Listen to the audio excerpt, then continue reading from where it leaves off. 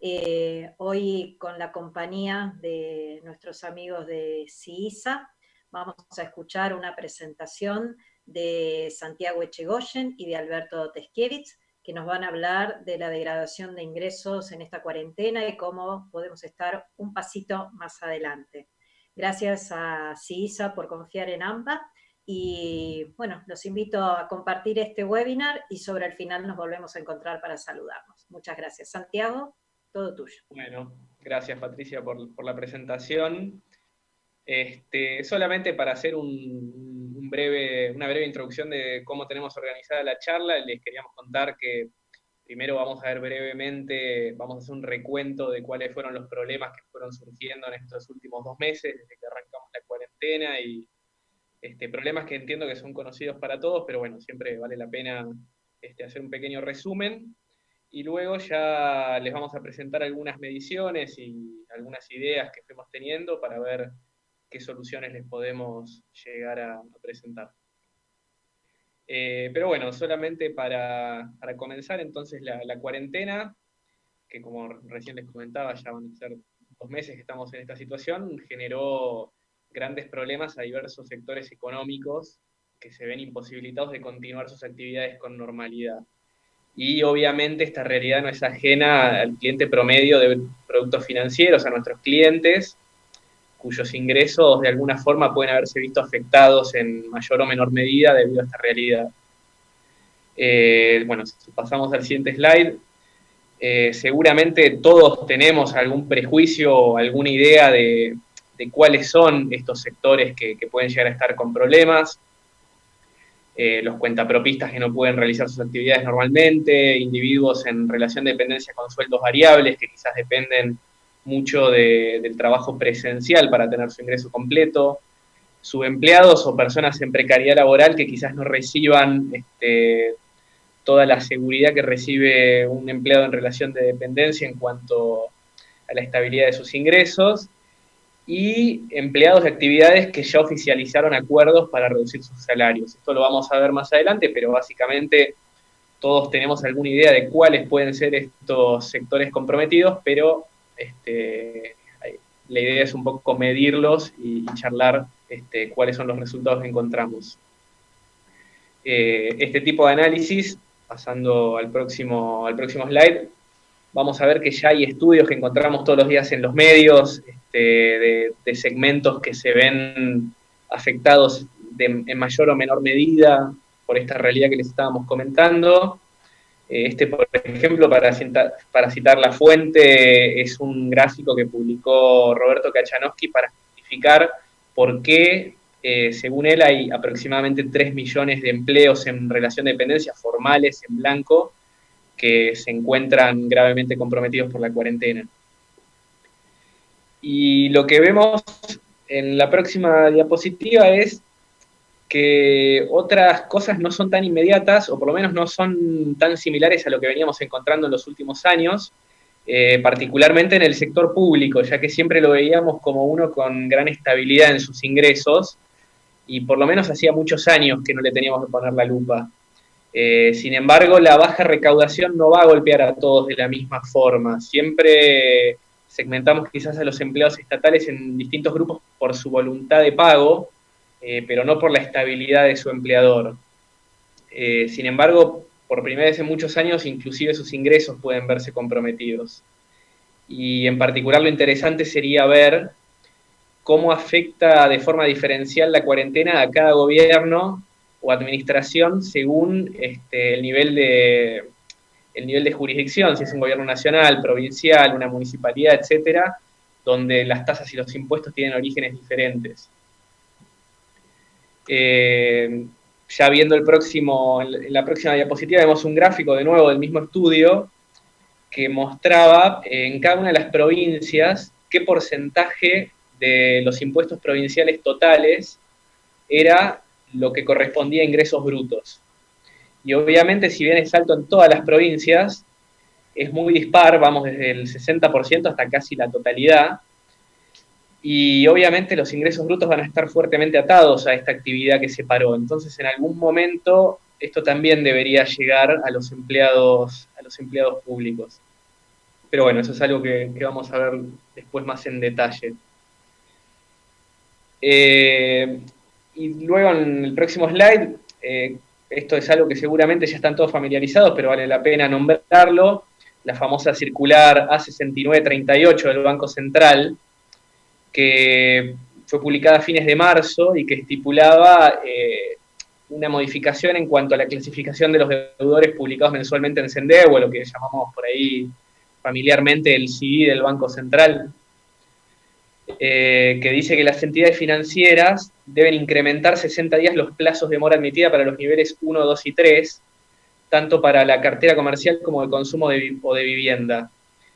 Y esto presenta un panorama donde, por un lado, prevemos que va a haber mayor incumplimiento de pagos, por esto que veníamos hablando, de la estabilidad laboral y de la incapacidad de hacer frente quizás a deudas tomadas previamente a la cuarentena, pero estos nuevos morosos de alguna forma no los vamos a ver reflejados en las bases públicas. Es muy probable que muchos de ellos, al momento de analizarlos, no solamente no conozcamos su atraso, sino que encima lo veamos como un buen pagador. De hecho, esta próxima diapositiva, que yo la agregué para esta charla porque justo se dio la semana pasada que se publicó la información de Banco Central de marzo, que fue el primer mes alcanzado por la circular 6938. Y vemos claro que es casi un relojito que todos los meses tenemos aproximadamente entre 2,5 y 2,8 de situaciones 2, y de golpe impacta la circular 6938 y bajamos a 1,63. Lo mismo con las situaciones 3 y 4, que son las principales afectadas, y vemos de golpe un pico de las situaciones 1 que pasan de 78 a 82. Es decir, ahí tenemos 4 puntos de líneas que deberían estar con algún tipo de irregularidad que ya no las estamos viendo. Y esto inclusive es interesante el mes de marzo porque todavía no estaba vigente la circular que salió posteriormente en abril que refinanciaba los saldos de tarjeta. Es decir, esto debería ser casi exclusivo de la modificación de la clasificación de los deudores. Pero bueno, en esencia, esto como para ya tener una idea de que es un problema que ya estamos viendo incluso en los informes comerciales al día de hoy. Después, en esta nueva diapositiva, yo le quería dar la palabra a Alberto, quizás porque lo vivió en primera persona, lo que fue la crisis del 2001, muchas de estas soluciones, incluso lo que acabo de mostrar en el slide anterior, no son soluciones nuevas, sino que él ya las conoció de primera mano. Sí, porque por desgracia en nuestro país periodos de gran inestabilidad financiera y de crisis del sistema no es la primera vez que lo vivimos. Creemos que la más fuerte, que más se pareció, no en sus causas, sino en sus consecuencias a la situación que estamos viviendo ahora, es la crisis del 2001-2002. Y en ese momento el Banco Central tomó medidas similares, es decir, tomó la medida también de extender el periodo de morosidad, con lo cual una persona podía considerarse que sin embargo estaba al día. En ese momento los scores recién empezaban a ser masivos en nuestro país, tanto los de originaciones como los de comportamiento, y muchos de los especialistas que nos dedicábamos a eso nos pusimos a estudiar cómo reaccionaban los scores que miden la voluntad de pago frente a una situación tan novedosa. Y en realidad todos concluimos con las mismas ideas, con las mismas conclusiones al respecto, que fue que la gente se cayó ordenadamente según sus scores. Es decir, que la gente de score más alto resistió mejor la crisis, se comportó financieramente mejor, y la gente de score más bajo se comportó peor. Pero eso, por un lado, nos da una tranquilidad, que los puntos de corte que utilizamos para seleccionar a los clientes siguen seleccionando a los mejores. Pero lo que sí es cierto es que en todos los rangos de score, tanto los de score más alto como los de score más bajo, se vivió un aumento significativo de la morosidad y que no era posible pronosticar. Los momentos de crisis no son momentos para desarrollar nuevos modelos de score, porque resultan modelos muy inestables, de manera que hizo falta, en una situación como esta, son muy útiles los estudios que hicimos nosotros, como que les está explicando en detalle Santiago, porque nos permiten agregar reglas puntuales que nos permitan de alguna manera comportarnos mejor, tanto en cobranzas como en originaciones, con más precisión, mientras dure la situación de crisis que estamos viviendo. Santiago, puedes seguir con los detalles.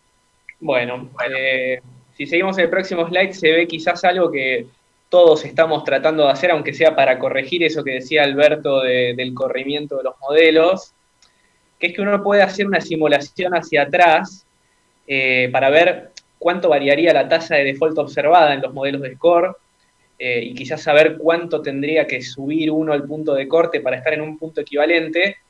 El problema es que yo tengo una incógnita que no conozco, y es cuántos son esos nuevos morosos que de alguna forma yo no estoy viendo en las bases.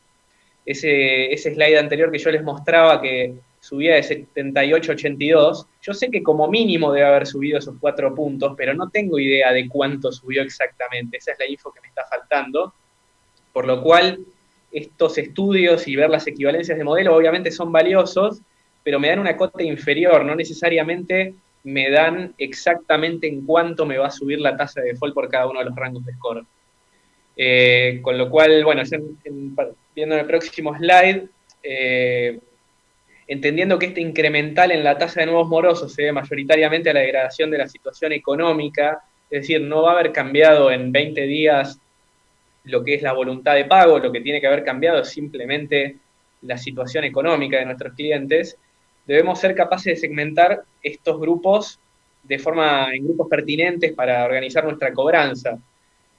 Por un lado, anticipando los segmentos altamente afectados, esta cartera seguramente la vamos a tener que atacar de forma especial y con acciones preventivas.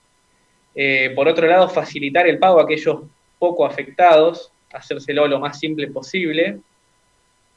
Y por último, también ser lo más preciso posible para entender la cobranza esperada, que hoy en día no es un tema menor, tanto en individuos como en pesos, para los próximos meses, y poder armar de alguna forma una expectativa de lo que va a ser nuestra cobranza y el flujo de dinero.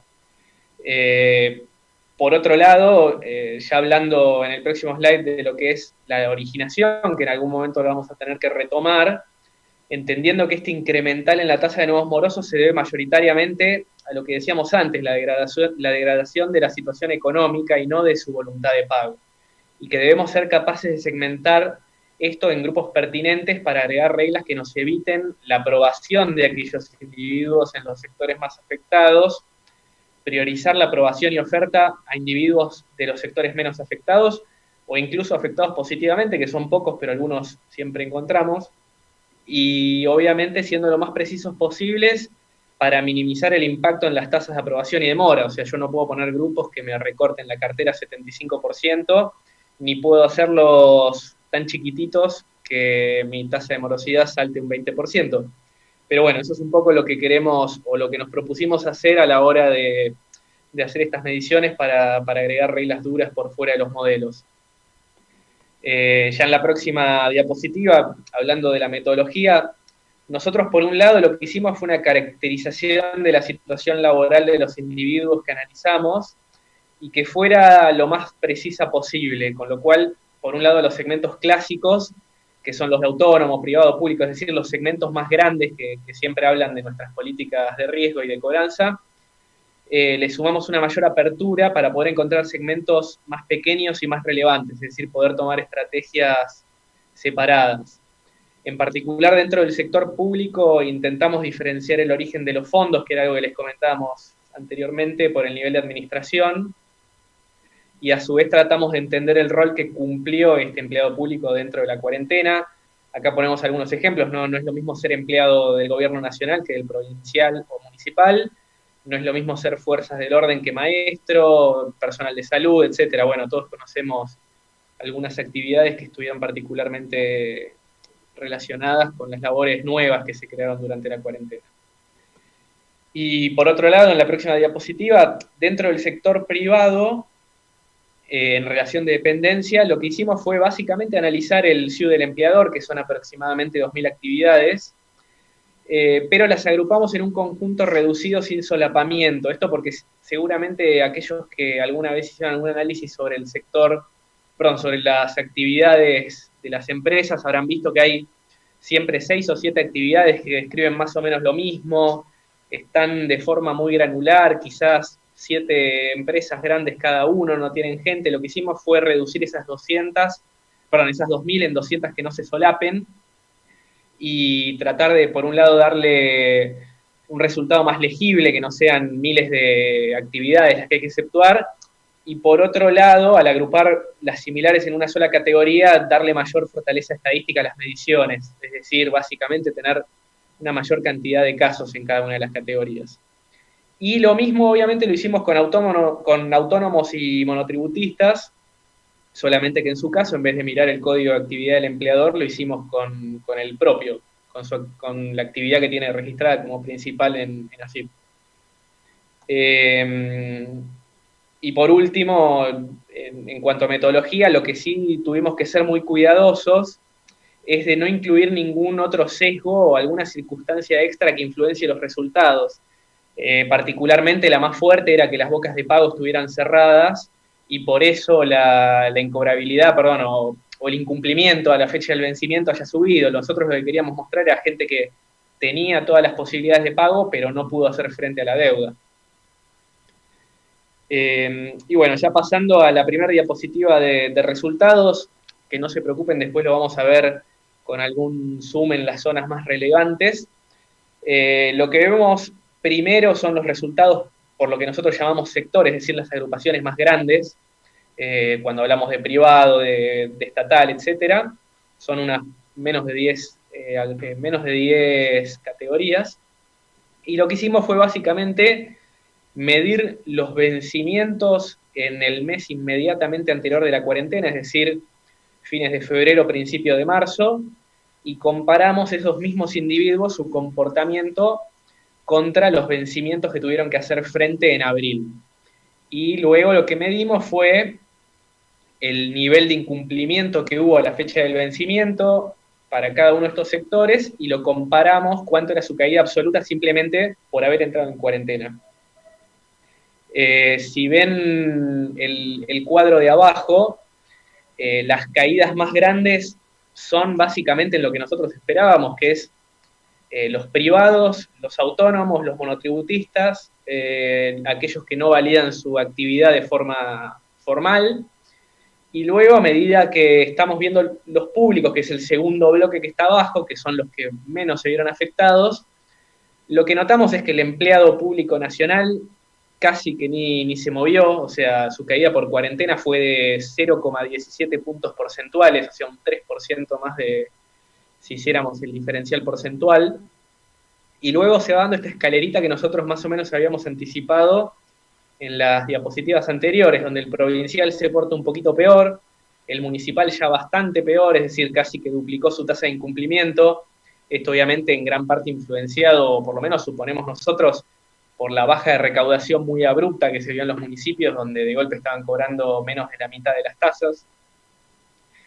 Pero bueno, vemos primero lo que nosotros esperábamos, que el sector nacional, el empleo público nacional casi que ni se vio afectado, y luego en mayor o menor medida todos los que estamos en algún tipo de actividad privada, ya sea por cuenta propia o en relación de dependencia, sufrimos en general un incremento que va entre el 80 y el 300%. Ahí siempre ponemos también el sector automotriz, porque es un buen termómetro de lo que sucede con las personas en relación de dependencia, son los que muestran primero quizás los síntomas de alguna crisis o de algún parate de la economía, y este sector en particular cayó 8 puntos en 20 días, es decir, un 300% aumentó su incumplimiento. Pero obviamente lo que vamos a ver en el próximo slide, en el próximo slide lo que vamos a ver primero es el porcentaje impago absoluto, que es un poco el zoom lo que les venía comentando de la diapositiva anterior. Estos son lo que veíamos durante la cuarentena como porcentaje de incumplimiento. Y ahora sí, ya en la próxima diapositiva, lo que vemos es una desagregación dentro de lo que es la relación de dependencia, porque si bien me daba aproximadamente 8%, 8,64, internamente los sectores son tan diversos que vamos a encontrar de todo un poco. Son, como les comentaba antes, aproximadamente 200 categorizaciones, y nosotros lo que estamos viendo acá es los dos extremos, aquellos que son los que empeoraron más y los que se mantuvieron igual. Y obviamente no hay ninguna sorpresa en cuanto a quiénes son, pero sí es importante darle un número y saber cuánta gente tienen. Pasando al próximo slide, vamos a ver un zoom sobre la columna más importante, que quizás es el porcentaje impago total y quiénes son. Y van a encontrar ahí lo que nosotros ponemos hogar, que es básicamente el retail para el hogar, veterinarios, obra pública, gastronómico, que sería el empleado de un restaurante, no, ahí hacemos la distinción con el delivery, que lo pusimos en otra categoría. Estos son los que dependen mucho de las propinas para lo que son sus ingresos mensuales. GNC, que ya sabíamos que las naftas habían bajado 90% la venta y el GNC seguramente debe tener algo similar. Y después, en el extremo menos afectado, también encontramos los que sabemos que desde el minuto 1 tuvieron algún tipo de excepción para operar. Venta al por menor de hipermercados, el transporte público, que ahí dice ferroviario, urbano y suburbano, son en esencia los trenes, los subtes, educación, el retail de salud, básicamente las farmacias, servicios de la banca minorista, bueno, segmentos que no se vieron muy afectados por el parate, por lo menos hasta ahora, muchos de esos exceptuados, y que obviamente esperábamos que fuera así. Entonces lo que nosotros vemos es que quienes se portan peor quizás están entre un 50 y un 160% más de incremento porcentualmente con respecto a la nueva media en la cuarentena, mientras que los que están menos afectados están por debajo, algunos un 25%, un 38%, pero están por debajo de lo que fue la nueva media de la tasa de incumplimiento por haber entrado en la cuarentena. Ya en la próxima diapositiva lo que nosotros vamos a ver son básicamente estos mismos datos, pero puestos de forma gráfica, que quizás es un poco más sencillo de ver.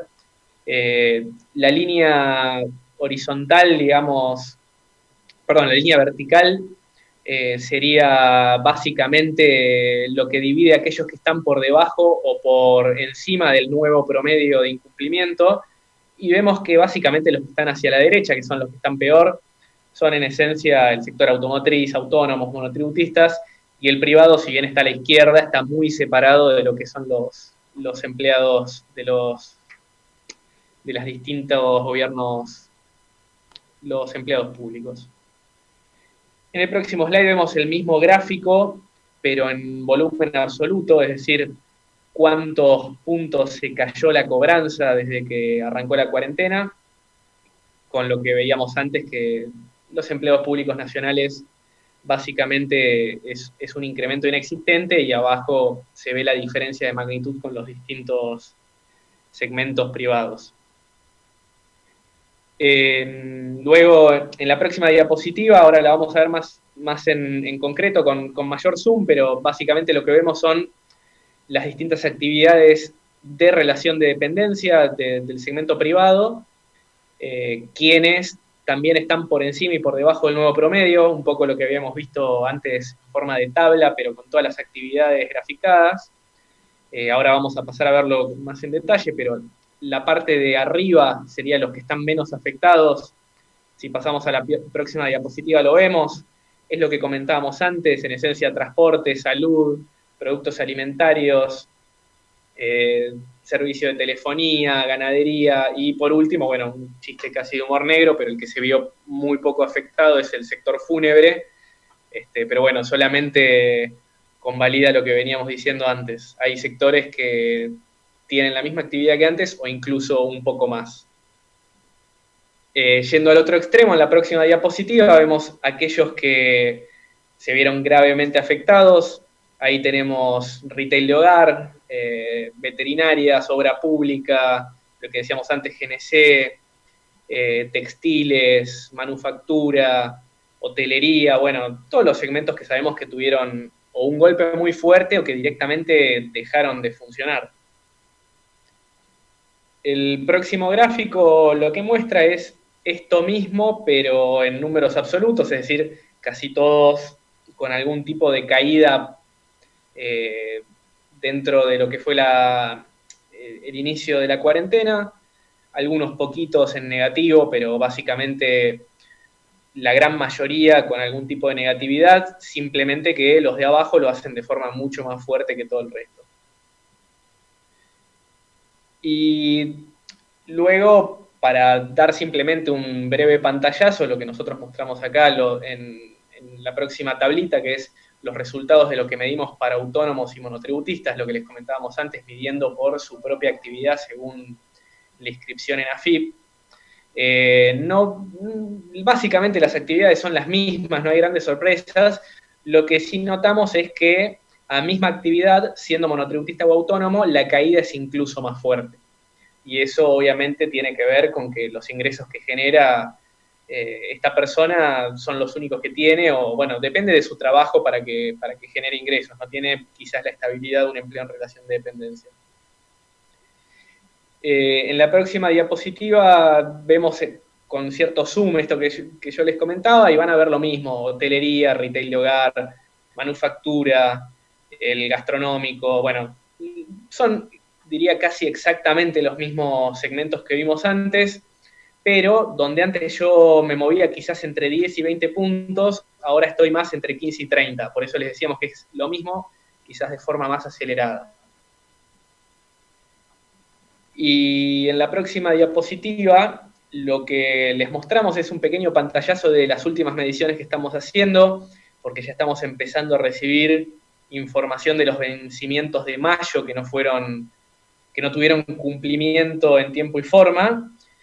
Y en esencia lo que estamos viendo a grandes rasgos en casi todos los segmentos es que es el mismo efecto pero acelerado, es decir, no hay gran variación en los públicos, pero aquellos que estaban en el sector privado, ya sea relación de dependencia o de forma autónoma, ven incrementado incluso el porcentaje impago de los resúmenes de abril que vencieron en mayo.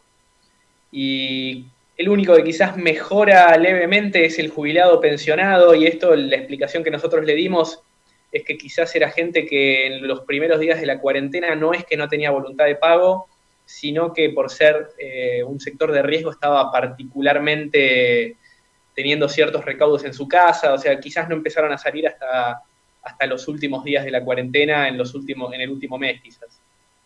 Ahí es el único segmento en el que vemos una baja marcada. Pero el sector automotriz, que ya había subido muchísimo, sigue incrementando de 11 puntos a casi 13,5. Los autónomos incrementaron un punto más, aquellos que no valían actividad lo mismo, y el privado también subió un punto y monedas, con lo cual ya en la próxima diapositiva también estamos viendo que el mismo efecto lo vemos en el detalle de las actividades de las personas que están en relación de dependencia. Y vemos algunas que cayeron muy abruptamente, de indumentaria, hotelería, o sea, segmentos que algunos ya estaban, como por ejemplo hotelería, pero algunos que todavía no estaba tan marcado como en indumentaria. Los gastronómicos, que eran uno de los que estaban peor, en estos momentos subieron incluso 5 puntos más. Es decir, todo lo que les comentábamos en los slides anteriores, básicamente lo estamos viendo acelerarse, y algunos segmentos que antes no se veían tan comprometidos, con un mes más de maduración ya empiezan a mostrar algunos problemas.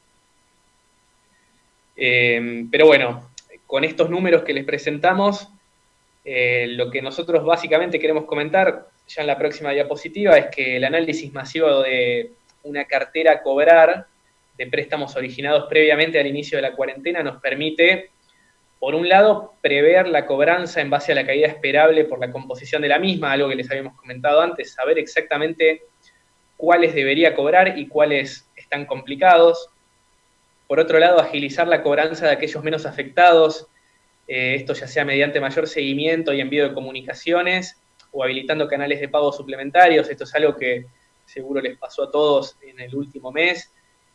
Tuvimos que implementar de forma medio apurada todo lo que sea pagos a distancia, Mercado Pago, Pago Mis Cuentas, Rapipago, lo que sea, con lo cual seguramente aquellos que tienen capacidad de pago darle la mayor cantidad de canales distintos para la cobranza y obviamente comunicaciones avisando estos cambios. Y por último, generar planes preventivos de refinanciación a aquellas personas que se encuentran en los segmentos más afectados. Son personas que quizás tienen voluntad de pago, pero que en estos momentos no pueden hacer frente a la deuda que habían tomado previo a este problema. Pero en esencia, algo que seguramente ya todos conocen mejor que yo, que es que lo más importante es llegar primero que la competencia al cliente y con la estrategia adecuada que se adecue a su realidad. Esto en lo que sería la cobranza y quizás un análisis masivo de cuentas originadas en forma previa al inicio de la cuarentena. Pero también, por otro lado, en algún momento tenemos que empezar a originar préstamos nuevamente por el levantamiento paulatino de la cuarentena, que es algo que ya está sucediendo en muchas regiones del país, pero tenemos que hacerlo con el cuidado de no abrir por encima del riesgo tolerable. Tenemos que darle prioridad a los préstamos de aquellas personas poco afectadas por la cuarentena, obviamente evitar aquellos con problemas, más aún sabiendo que las bases públicas no reflejan estos datos, es decir, que en gran parte estamos operando a ciegas, entre comillas. Quizás en ese sentido, algo que me olvidé de nombrar, CISA ahí tiene una cierta ventaja por la composición de su base, que es mayoritariamente no bancaria, y por lo tanto gran parte de su conocimiento lo va a seguir teniendo, incluso con estas modificaciones de la info de BCRA. Y obviamente estas reglas complementarias, todos sabemos que toman tiempo en la adecuación de nuestros sistemas y los procesos de originación no son cosas que son inmediatas. Uno quizás puede tomar la decisión rápido de decir, exceptúo a un segmento o priorizo otro, pero hacer este cambio en los sistemas que manejamos todos los días no es sencillo. Y ya en la próxima diapositiva, por eso queríamos resaltar que hay que entender que una vez que el mercado comience a operar nuevamente, más allá de su fidelidad, los clientes no van a esperar nuestras demoras en implementar estas reglas. Y sin embargo, el riesgo adicional que vamos a afrontar implica que hagamos buen uso de estas métricas para evitar una exposición innecesaria. Con lo cual, en esencia, si bien todos seguramente estamos abocados a la cobranza y a arreglar el problema previo, el momento de hacer estas adecuaciones es ahora, y quienes estén listos desde el primer día van a tener una gran oportunidad para captar clientes de la competencia que no están siendo atendidos. Y por último, ya en el slide final, comparado con los plazos de tiempo que manejamos normalmente en riesgo crediticio, donde medimos correlaciones de comportamiento en muestras con evoluciones de muchos meses, seguramente estamos todos acostumbrados a ver cosechas de 3, de 6, de 9, de 12, con marcas de atraso de 60, de 90.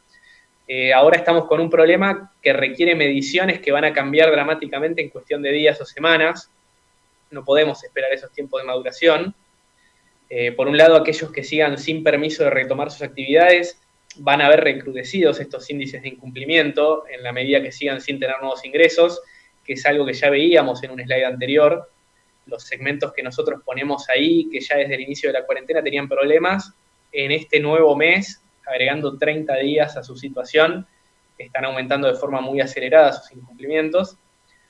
Y después los que pueden retomarlas no van a ver una mejora inmediata, va a ser bastante paulatina, con lo cual vamos a tener que hacer medio un poco el minuto a minuto, como si fuera un rating televisivo, para ver en qué momento están lo suficientemente bien como para volver a incluirlos dentro de lo que sería la población target con la que nos sentimos cómodos prestarle. Y las herramientas que usamos en la originación deben ser capaces de reflejar estos cambios de forma ágil, que es algo que quizás en los últimos 10 o 20 años hubo una gran informatización de todo lo que es los procesos de originación. Ya todos tienen en mayor o menor medida algún sistema que administre su cartera, pero tienen muchos problemas para administrar los cambios de forma rápida. Es decir, si yo tengo que estar haciendo mediciones todas las semanas o cada 15 días, seguramente ese requisito a nivel sistema sea muy complicado de seguir y de implementar en tiempo y forma, con lo cual siempre decimos que los motores de decisión en ese sentido son los mejores aliados de una política cambiante. no solo por esto que decía de la velocidad en las adaptaciones, o sea, los requisitos de adaptarse rápidamente, sino también por el seguimiento que vamos a tener que hacer de las transacciones pasadas. Si estamos cambiando las reglas una vez cada 15 días, es muy probable que tengamos que hacer seguimientos de por qué una persona aprobó en una fecha, por qué la rechazamos en otra, y bueno, esto seguramente requiera hacer ese paso incremental de aquellos que no tienen un motor de decisión para poder hacerlo de forma ágil y legible. Nosotros obviamente siempre recomendamos nuestra solución, pero aún si no usan la nuestra, sería bueno que vieran aquellas de la competencia.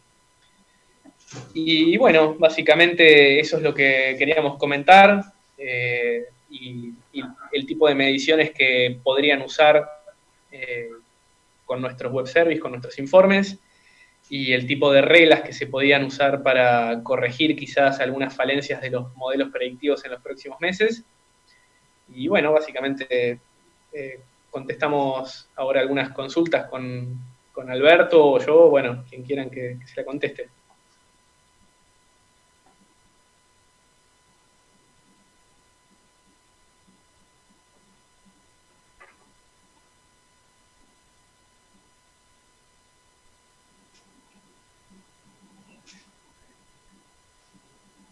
Bueno, buenas tardes a todos. Ahí veo que hay 2 preguntas por ahora, 3 en realidad, pero se refieren a lo mismo.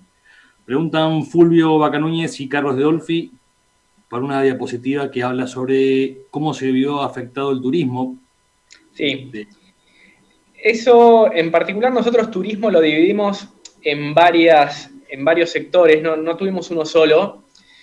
Y hay varios que cayeron de forma fuerte, que es básicamente lo que nosotros ponemos ahí como hotelería y entretenimiento.